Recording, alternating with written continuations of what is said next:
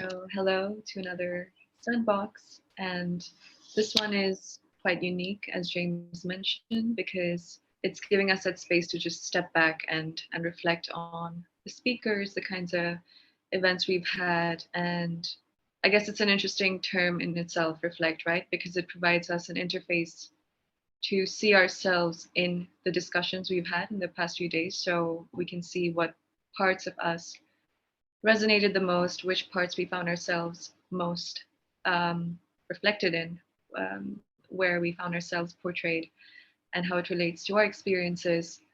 So this is a good place to just take that step back and get a breather and just bring together everything that we've experienced over the last few weeks. Over to you, James. Thank you, Sim, and thank you everyone for being in here. All five of us together here in this room. And on reflection, I think it's the first few sandboxes had quite a lot of people, but it's hard to get people on a Tuesday evening, especially when the sun's out. But the intimacy has been special. I think on reflection, we started out the sandbox with me, Sim, Krish, ideating on what we wanted the space to be, who we wanted to be inhabiting the space. But I think the core of the whole Sandbox series has been building a village. A list in my head when people say, why are you inviting this guest? For me, it's always been about who would make up this village. And I think a key component of a village is variety, diversity of opinion, perspectives, because if you only have one perspective, you can be heavy-handed.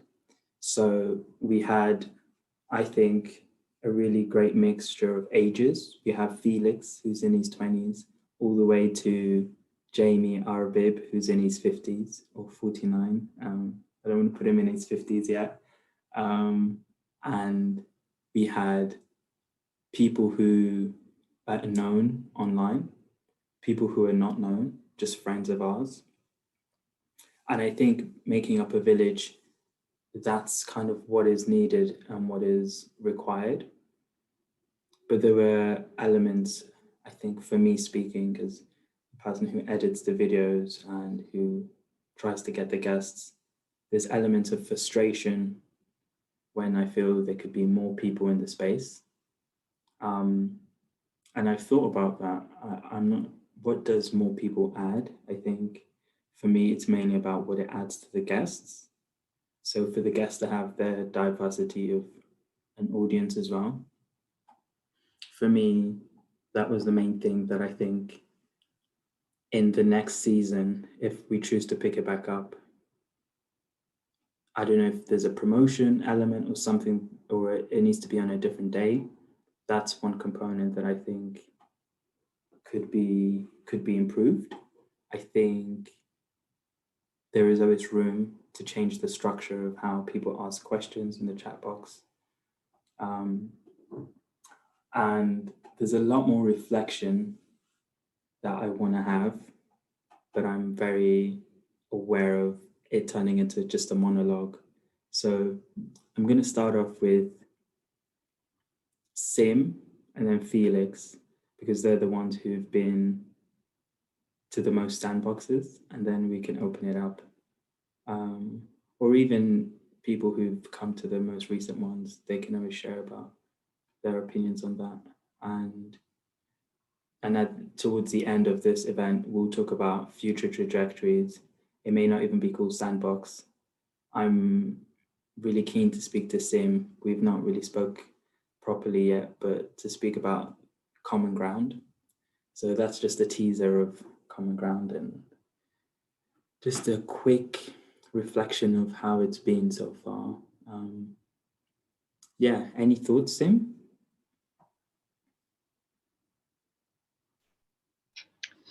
I'd echo that. I think one thing I found quite unique about the Sandbox was that it really allowed us to interact. So it wasn't just, like you said, a top-down mode where people are just coming and talking.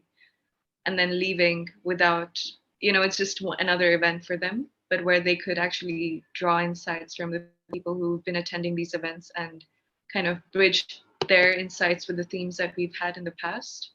And I think in a way, this kind of village in itself has given back to those who have come and spoken, just as much as they came and gave their insights, which is what I really like, that it wasn't one way, but it was quite reciprocal.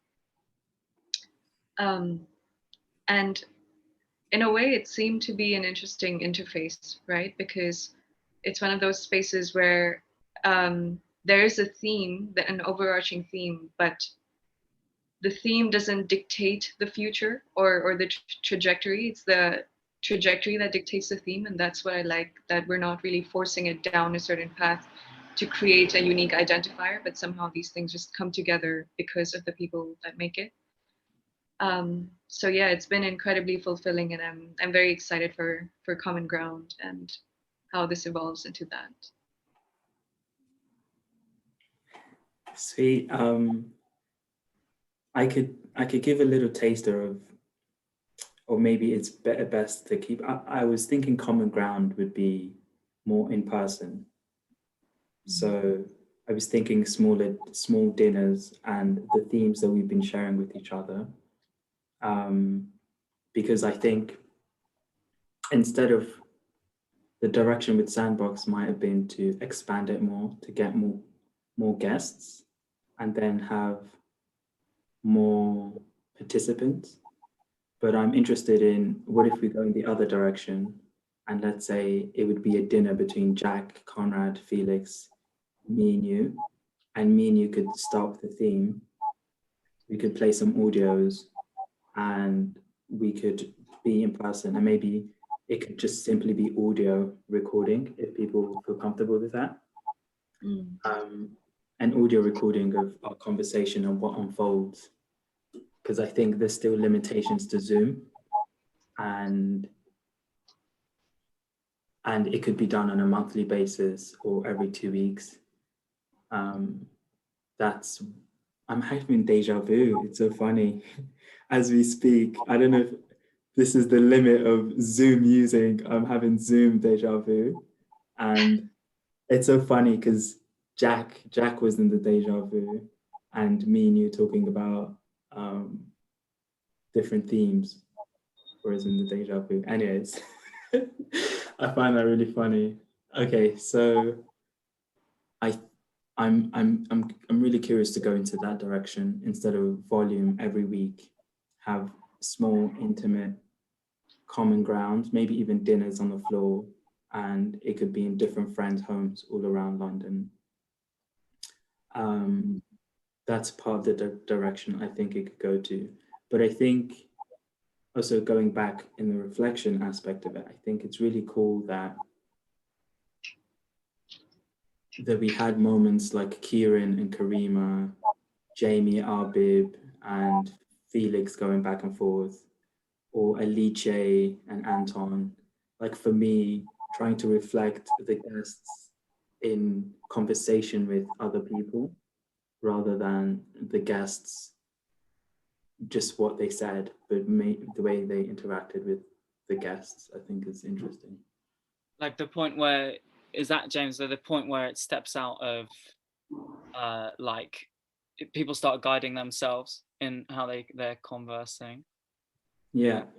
I think if in terms of sort of like the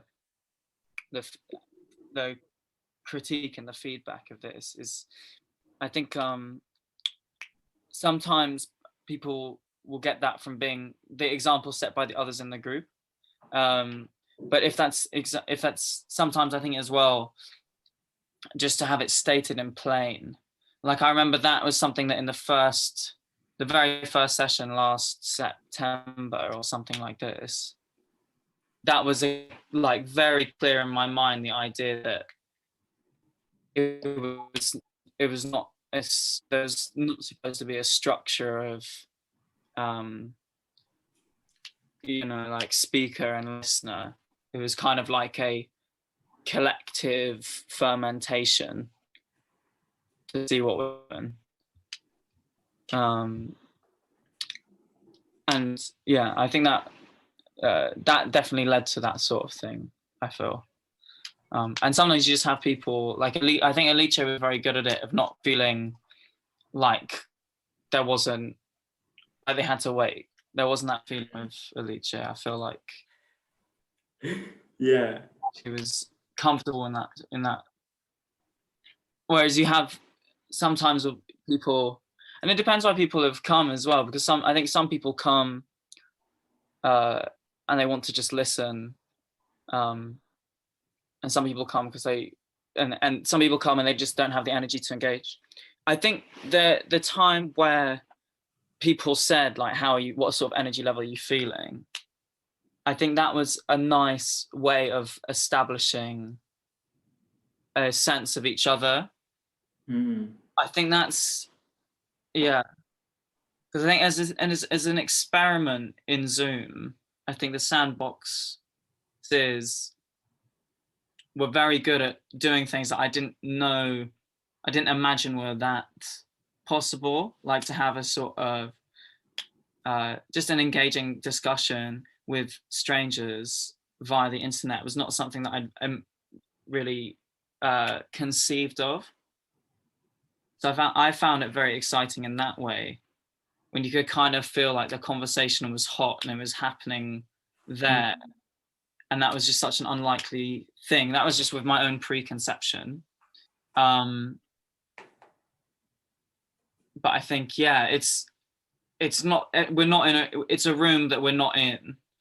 And so having things that give you some sense of how others are doing, rather than just what you can read from their pixelated expression, is a good way of bridging that digital space. Yeah. Like, what was her name who did the Compass Collective?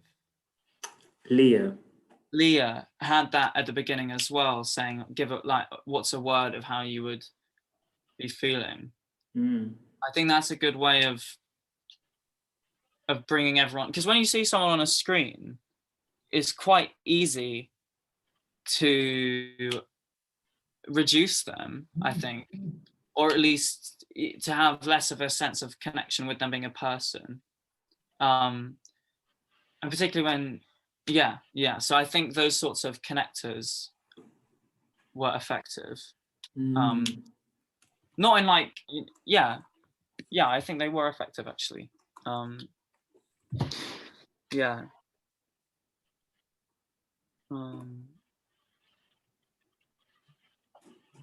Yes. And I think myself, I found it, yeah. I think myself, I found it most exciting when there was this sense of sharedness between people. So that could be like, I remember in the first one, it felt like everyone was going through something quite similar. And that was an exciting thing. Or someone would be, yeah, sometimes it would be like a group sharing, and sometimes it would be an individual sharing. It's like Kieran giving her account of how she had developed all these community projects. I think that was just brilliant, but that was like her brilliance, which made it like that. Like that was like a more standard speaker listener thing.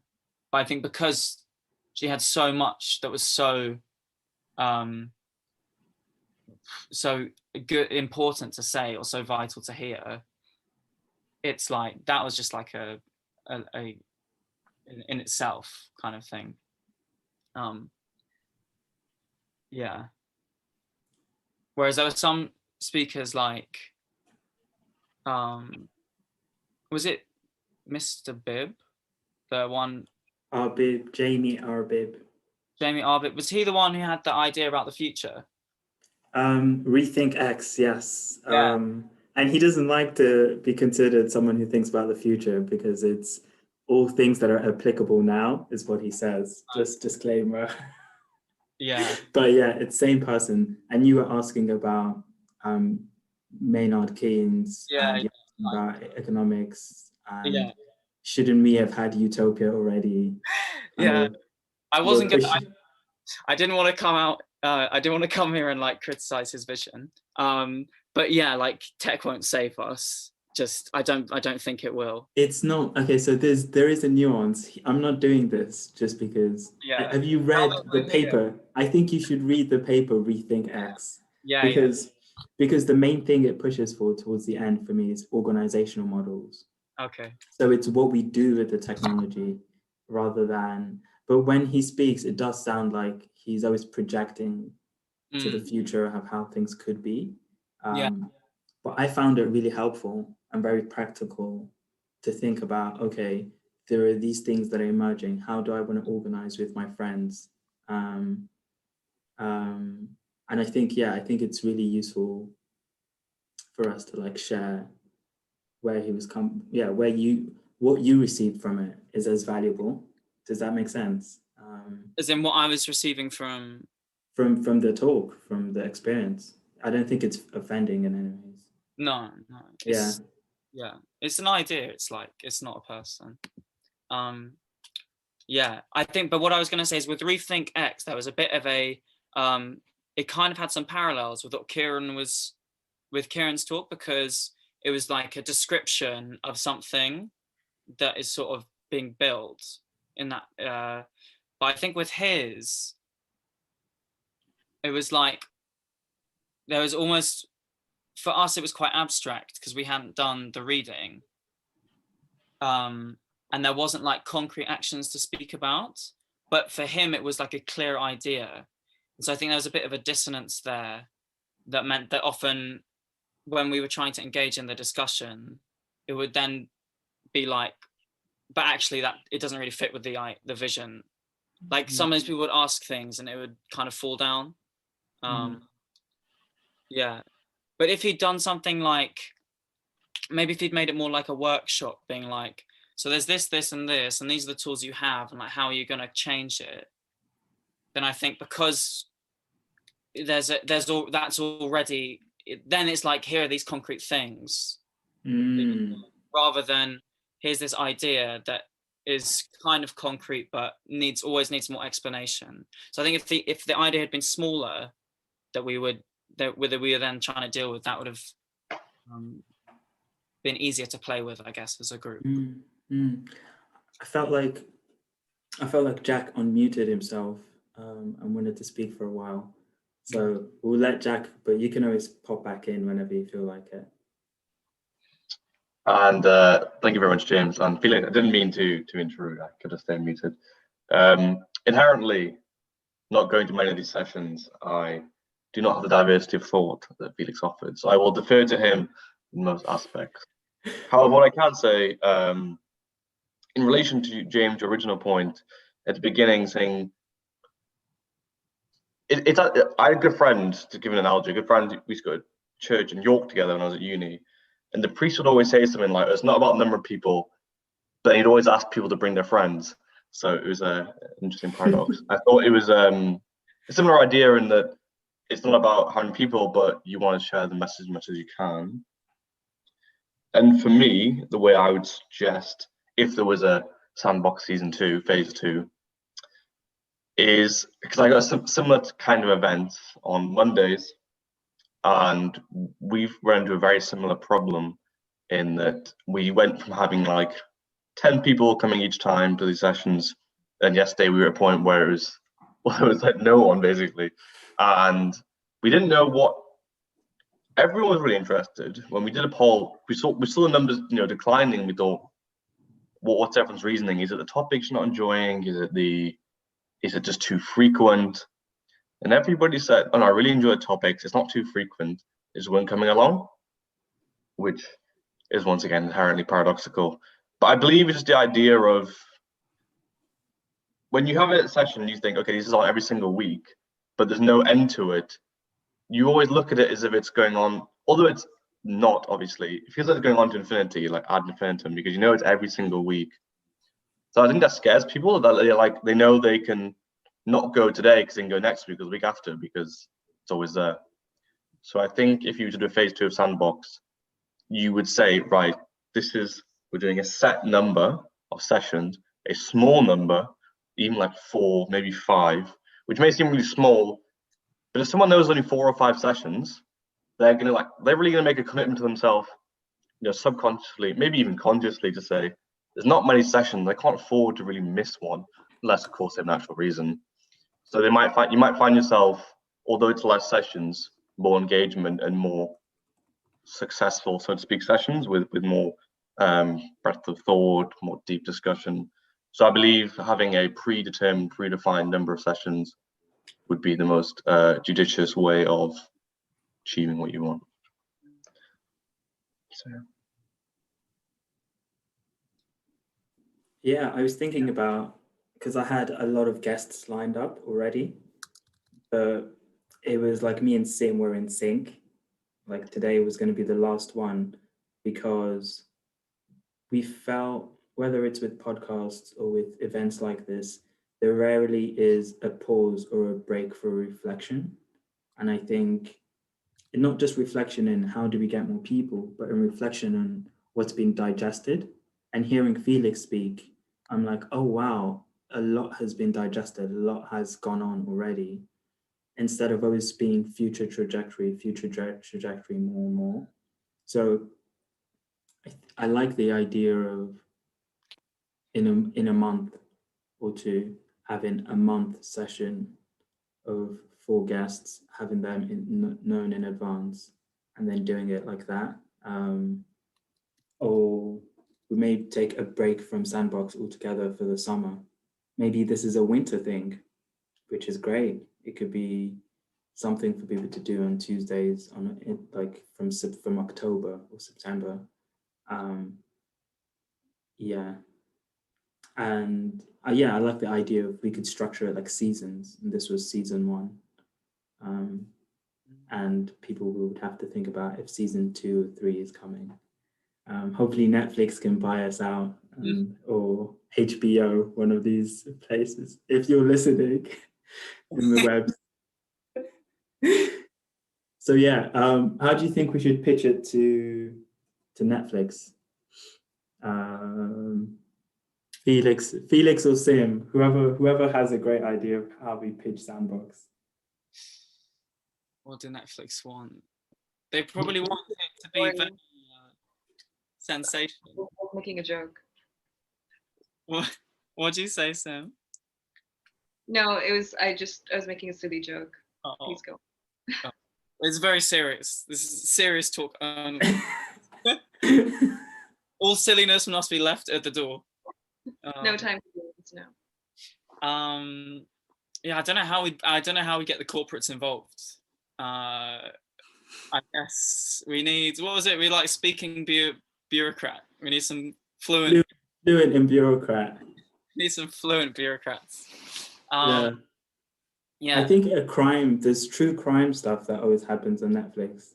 Like they always do series of how they found someone, like a murder mystery kind of situation. We could call it Finding the Future, and all the guests will be trying to find out where the hell is the future going. Yeah. There we go. That's the pitch. So Jamie Arbib's gonna be like, no, I'm not about the future. Yeah. Be careful there. Yeah, that's true. Yeah. Or be one of those guessing ones, like one participant is like not who they say they are, or is like a psychopath, and like you have to work it out from Zoom. Well, no, I think one thing I did want to say though is because when Jack was saying about like how people stopped coming, and then I was like, well, I was thinking like, but I didn't really stop coming, and then I was thinking like, why did I not? And I think the big attraction for me was that it felt like a very exciting space, and the thing that was exciting was the idea that I might come out of it like changed or different, or with like some quite distinct ideas in my mind, and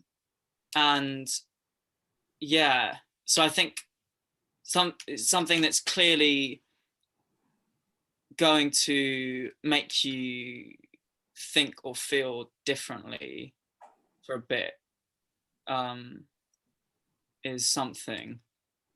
Although that's kind of like how you engineer that is, I don't know, but if you've got that in mind, it's probably a bit easier to. I think we just need more Felixes.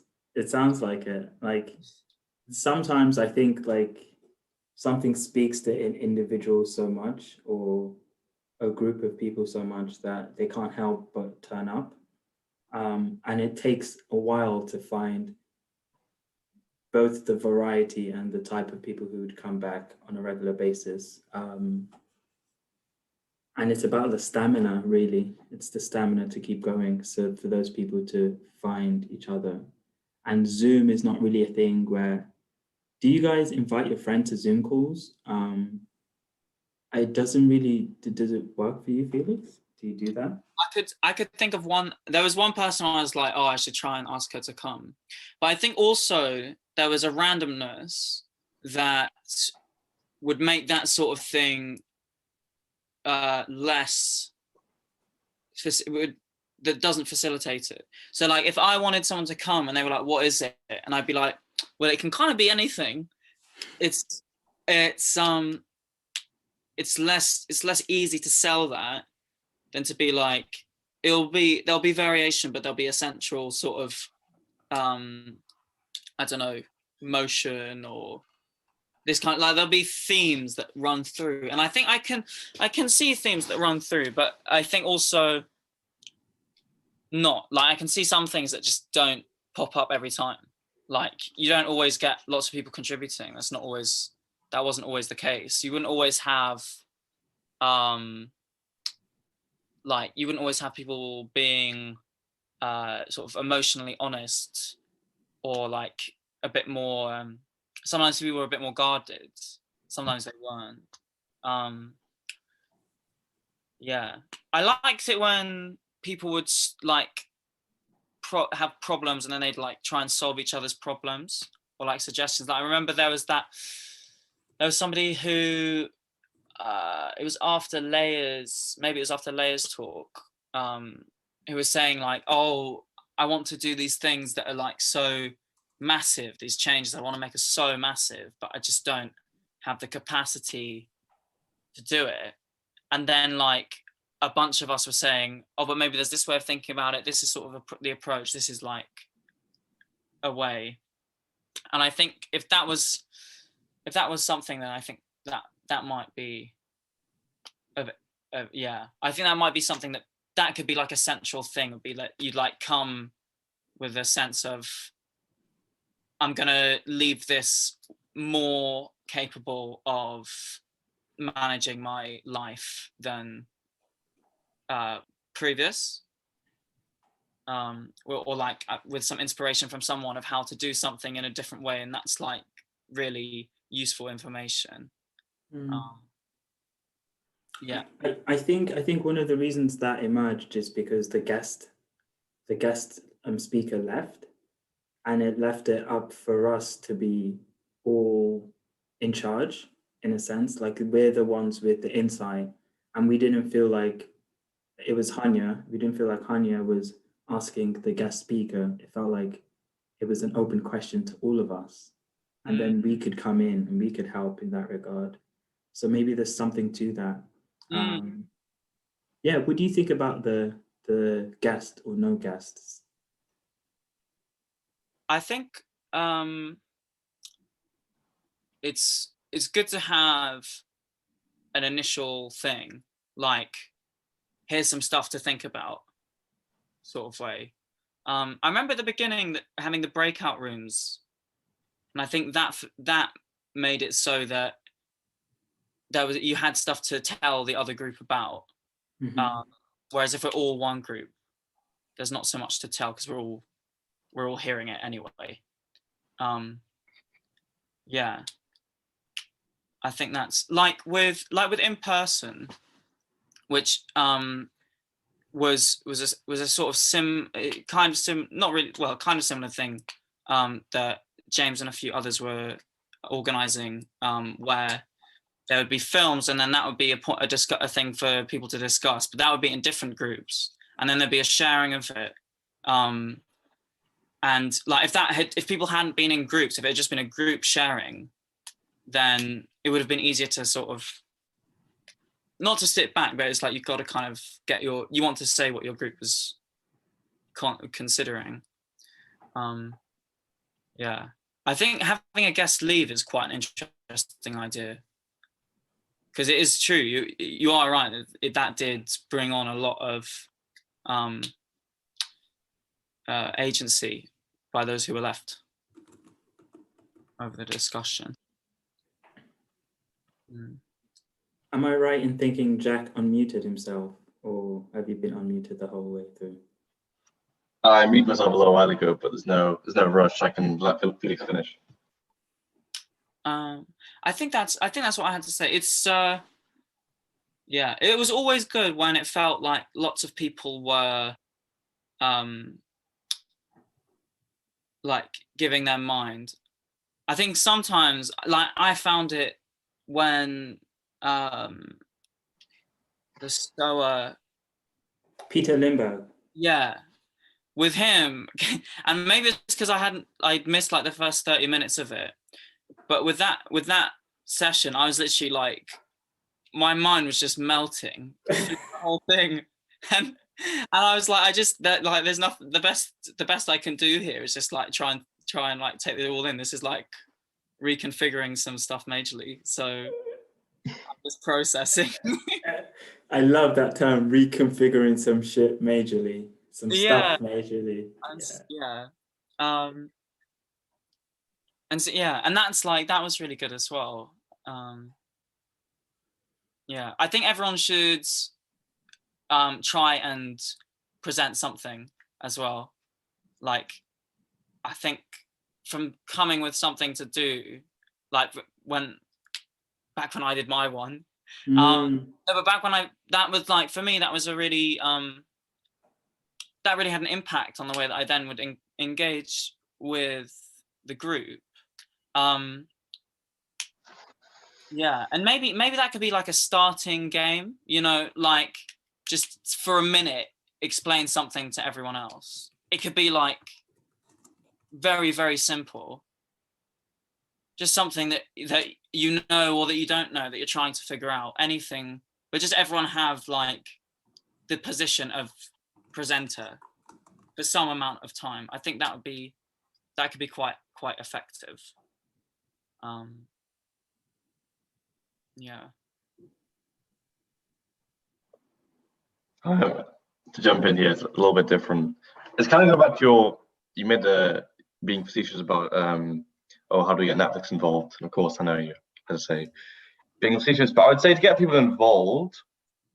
Well, Simran knows I'm a lover of statistics and maths as per my career choices. So I'm first thing I'm thinking. I'm curious, when you look back at the recordings, James, when you see you have one session, so let's say one session you see this week was relatively a lower turnout, or significantly lower turnout than one would expect. Of course, maybe it's bank holiday, it's different, but randomly lower. I'm always curious, if you look back at the session before that, how engaged people were. Like, if you found the session before that, I don't remember enough of them, so I'm kind of guessing. But if you thought the discussion wasn't really, getting deep or whatever, maybe people remember that and not the next one. Not sure, it's one thing you consider. The other point I had, to my understanding, there's only ever been one speaker. Is that correct or incorrect at the time? That is correct. Yes. So, of course, having two speakers I value, but adding to that, have you ever, well, obviously not by definition, but have you considered maybe having two people, two Peter Limbergs, I don't know, but with kind of opposing views or opposing ideas, or like it may create tension and awkwardness, but I believe it's in these sort of environments and spaces that ironically real connection and understanding come from. So maybe you could consider like I'd be quite excited to see if I'm going to an event where there's two people presenting that didn't agree with each other. I find that rather exciting. So that's another idea I had. But I do agree with Felix's point 100% that if one was we all presented, we would also understand what we'd be looking for in a question and how we could ask those, because sometimes you can be genuinely interested in a topic and I don't really know how to formulate a question that's really going to add value. Or sometimes you might think, oh, my question's silly. Or, I don't know, all the common, things. So to prevent people from remaining reticent, I think Felix's idea in conflation with maybe multiple speakers could help.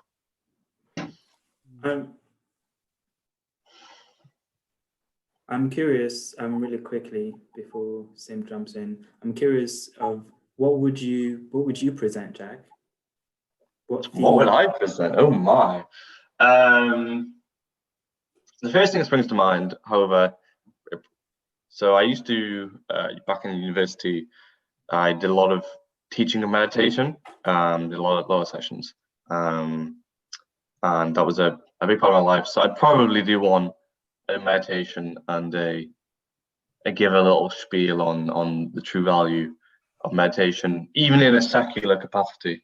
So either meditation or my job is artificial intelligence, so maybe artificial intelligence and how it's not evil and scary, how actually it can save lives.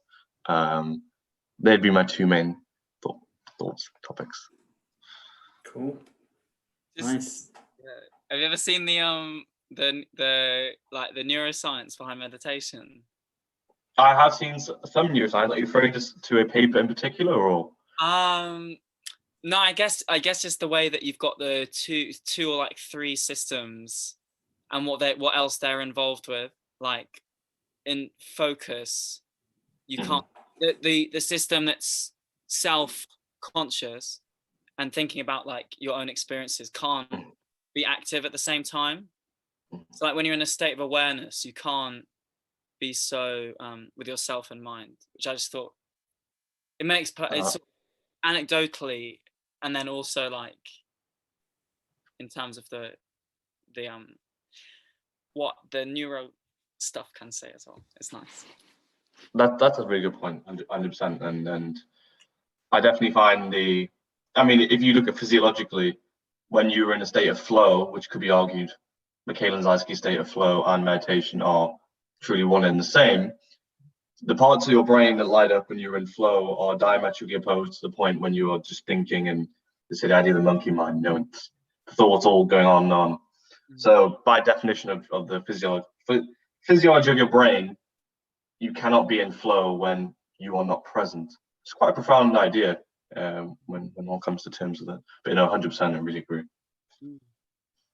I wonder if just with Jack saying there, like that next week it would be AI or this thing. I think that's having a little advert for like what's going to happen. Maybe if the guest could if they weren't a regular attendee, they could just pop in for like 10 minutes to say, or 5 minutes, and be like, this is what I'm going to be speaking about, and like these are the sort of things that like it makes me think of, and just give you a sort of flavor for the mindset, and then that can just gently trickle into the week leading up to it, and then you'd come, and it wouldn't be like introduction and then you're sort of approaching a degree of engagement and then being with it. It's like you've already kind of got your introduction out the way, and you can lock in a bit more of what someone is saying as well. And if it's as a series that's planned out already, then that's pretty that could be quite doable. Or at least a pre-recording of them saying something. Yeah, even that. I mean, that's even easier like that.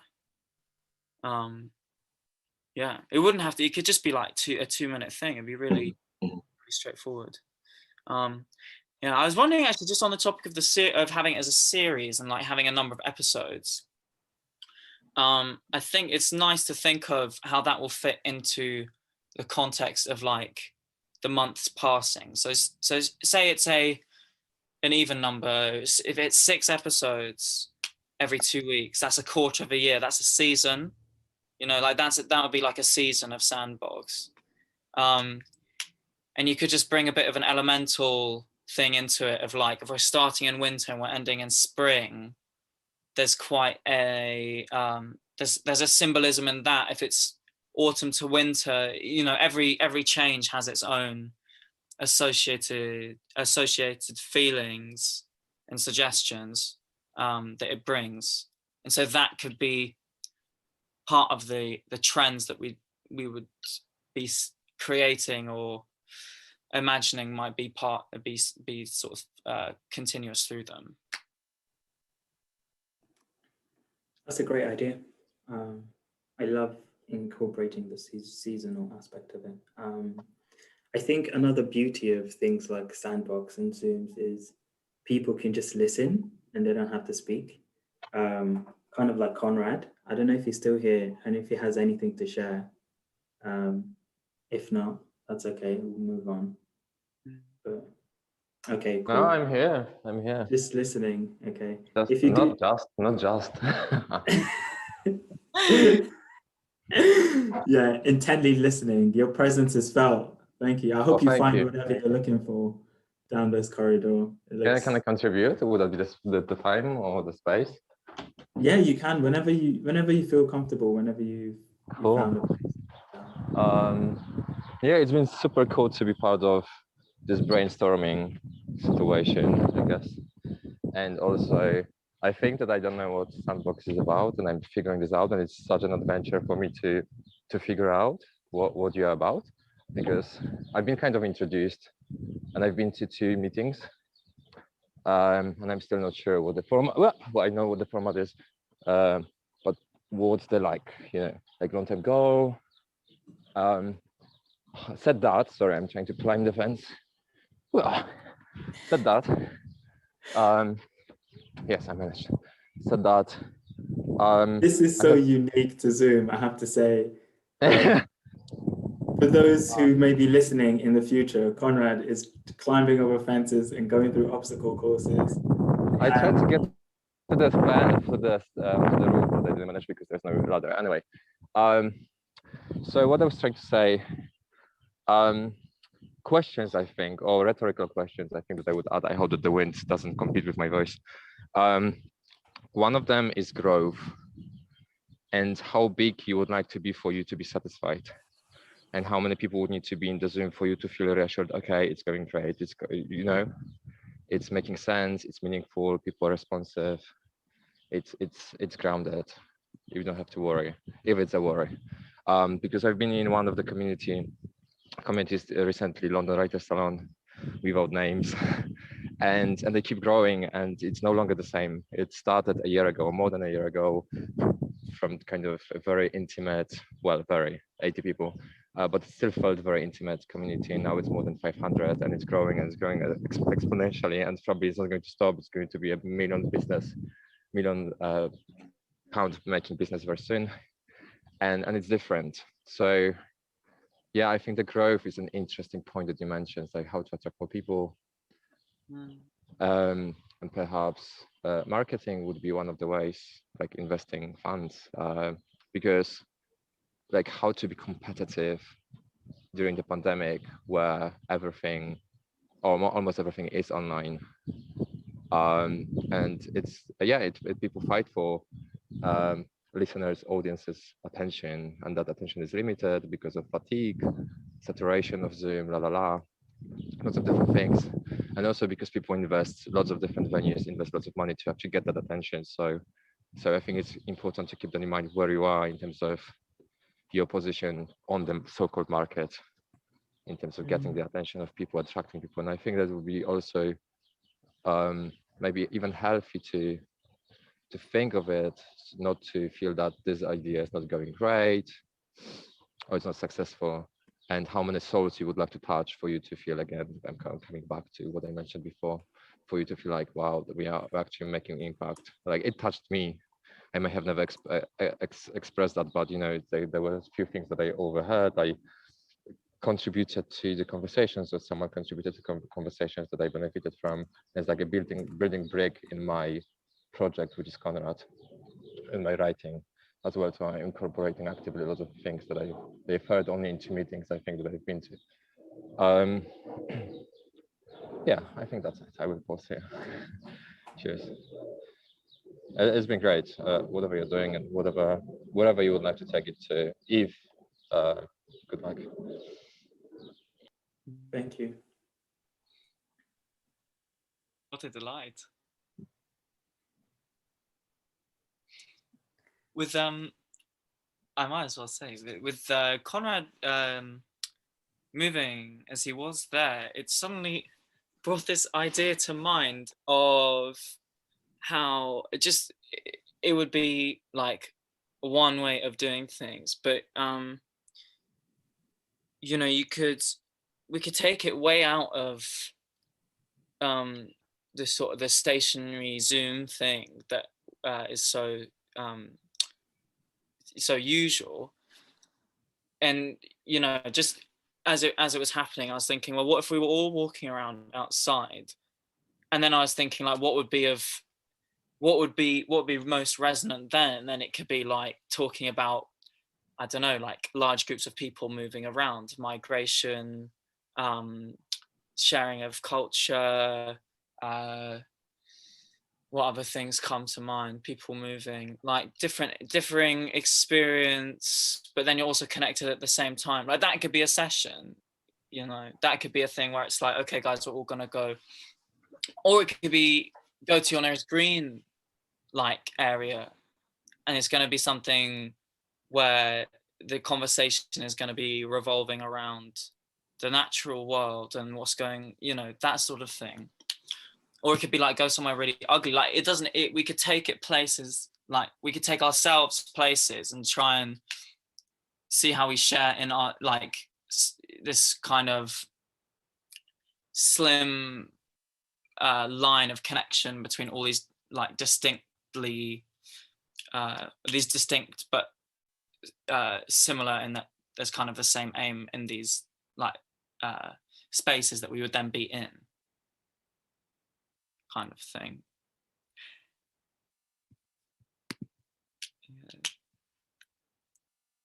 Oh. Conrad had an exclamation mark. I think he was agreeing with what you were saying. But if you want to keep your video off and speak as well, Conrad, you can do that. Or you could, whatever you feel like speaking. Just one thing that I wanted to mention while listening to your brainstorming, soul storming, whatever that storming was about. I hoovered the whole room. I made teas for everyone, and I climbed over a fence. And I'm on the roof, And I think that could be a thing that you could encourage people to actually take you on the walk. Just walking, like this is exactly what Felix said. Like, let's go on a walk. We don't have to be in the room. Maybe it's not about Zoom fatigue. It's maybe about constraints of the walls fatigue. Let's go on a walk. It's fine. You don't have to be inside. It's we don't mind wind. As Simran said, nothing can compete with your voice. Yeah, just dropping out that.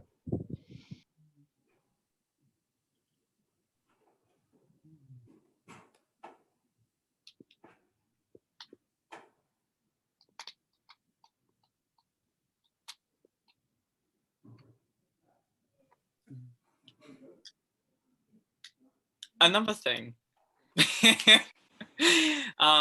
Another thing that I thought was that for me was important was like the sense of like, what am I going to do differently coming out of this as well? That was something.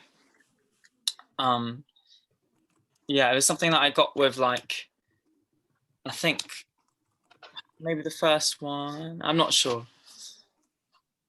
Yeah, but the kind of the sense of practical energy as well. But we can go back to like how we would do mobile stuff as well, because that seemed kind of exciting and unexplored. Yeah. The only it's very tangential, or very tangential. Yes. just to building on Conrad's coined phrase of Soulstorm, I really like that, Conrad. I was curious, James, this is your final, well, the final session for a little while at least. And that it's from my understanding, I know Simran has very much enjoyed it. You've done quite a few.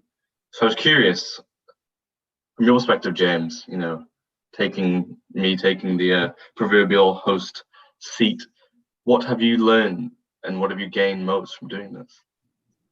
Great question, Jack.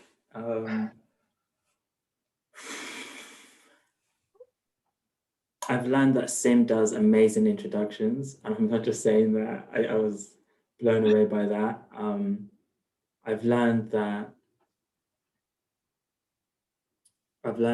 it's important the way in which you bring people into the space, like the introductions or the emails, all of that is really important. I've learned that it's quite a lot of work, actually. Because there's multiple moving parts. There's the guest, then there's the editing of the video and uploading that. It's quite time consuming. I've learned that. I've learned that I can reach out to people I admire and they'll say yes. I've never done that before. I've never reached out to intellects or people in fields that I admire. I've never reached out to them and say, hey, do you want to join my thing? Because I've always been worried about what do I have to give, But I realized that it's so possible and I encourage everyone to do it. It's one of the most rewarding things. And I'm just so glad that I get to share that with other people. And I want to continue to share. There's so many, I have a list of about 100 or so people who I find really interesting. Some said yes, some have not replied. But I've learned that it's possible to reach out to people you admire and connect, create a bond with them. So those are the main things I learned. I'm sure there's more, but that's where I'm at. I am curious. I think Sim may be busy, but whenever Sim's ready, I'm really curious what Sim has gathered from this, because she's been another person who's been, she's been to every single one of them.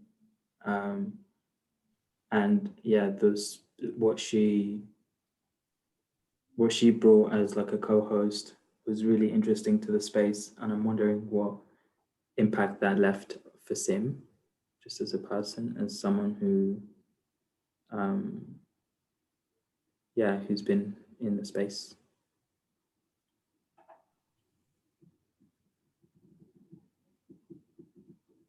Yeah, I'd agree with that. For me, it's been more this whole cross-fertilization of ideas, and that was something. So when James was talking about the sandbox, when we were having our initial conversations, and he was kind of presenting, or he had something in mind in terms of what this would be. And one thing that really, that felt like a unique thing that I hadn't seen in other stuff, especially because that was a time when everyone was seeking to create some kind of podcast, right? We had all gone into lockdown and everyone wanted to do their own little thing. And so I was thinking, okay, how does this really separate itself from other stuff? And what I really liked about it was that the people who have come and spoken are in the midst of their journey. And so you're seeing them as their work is evolving, because a lot of the stories we hear, or a lot of these podcasts, are always from people who kind of seem to have made it and have kind of figured it out for themselves, and then you're like, oh, okay, these are the nice success stories, good to hear. But you don't really hear the nuances in there, because at the when someone reaches that platform, somehow you don't hear, oh, and this time it was really tough, but then I had this one experience with this one stranger who came up, and that was amazing because I didn't think that would ever happen. And I like that these stories actually came out with the guests that spoke, where they spoke about how they were undecided. Anton was saying how education just disappointed him, and then he thought, I need to do something about it. But it wasn't smooth. It wasn't like, oh, and then he found everything and it all just pieced together, but that it was something in work, under construction. So that's what I found really inspiring or fulfilling, that I could see parts of my own thinking in there, and knowing that others did as well. And I mean, so you guys have said so many things, and my brain's a scrambled egg right now. But one thing I really liked, especially in the initial parts, was people were doing their own thing. So like how Conrad was walking and doing his thing, but they were still present. And that's what I liked. And I think later on, it's a little more formal, where everyone just had to sit there and go like, yeah. But yeah, I just feel like if people are sort of doing their own thing, someone's making coffee and like stirring it or whatever, that gives it more of a community feel, or a village that you're saying, where everyone's there with each other and you're sharing the space, but you don't have to be staring at a screen. So I really think that's a good idea for future events. I don't know if I lost you guys. You all have frozen on my screen. We're still here, just intently listening. Hopefully you're still here with us. I think Sam's moving quite slowly. It might be me. No, she's freezing every so often. Okay, cool. That's okay. I think at this point, I'm happy to wrap it up. I think there was a lot of reflection. We'll have this as a little capsule recording that we can always go back to. And I'm going to assume Sam can't do the outro, and I'll do the outro for once. I'll do a moment of silence for us. And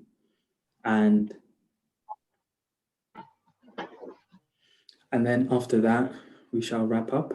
All right. So thank you everyone for coming. Thank you for the whole season, everyone who has come to the Sandbox, all the guests, all the participants, all the questions. Truly, truly grateful for all of that. And there will be future configurations somehow of the Sandbox. It may be on Zoom, or it may be in person in small scale. Just keep your eyes out through the websites and YouTubes, wherever you find this, follow the link.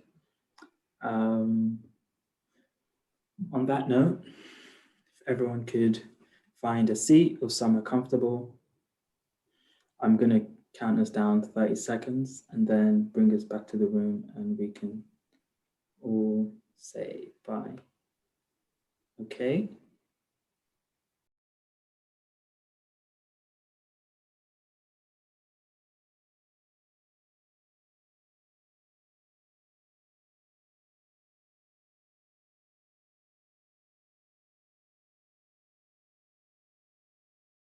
All right. You can come back into the room. Thank you all for being here. This has been a reflection episode of Sandbox. This season is over. I wish you all well. And we'll be in touch for season 2, hopefully, or something in between. Maybe you see a Netflix ad somewhere saying Sandbox coming soon. Until then, take care, everyone. Have a beautiful afternoon, evening, and see you around. Bye, everybody. Bye, everyone. Enjoy your evenings.